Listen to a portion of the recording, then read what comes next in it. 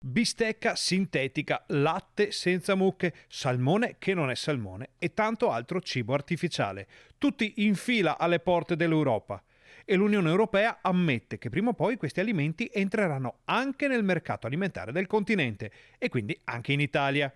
Ma la faccenda non convince affatto i veneti, come pure i loro rappresentanti nelle istituzioni. C'è molta preoccupazione per quello che sta venendo avanti in Europa, ci sono tantissime multinazionali che vedono grosse opportunità a livello di mercato perché hanno dei costi di produzione che sono molto ma molto più bassi rispetto a quelli dei produttori del nostro territorio, per cui massima allerta perché vogliamo continuare a far sì che la nostra gente possa continuare a mangiare sano, a mangiare secondo le tradizioni del nostro territorio, della nostra regione. La chiusura non è acritica o ideologica e come sempre le situazioni vanno soppesate e valutate.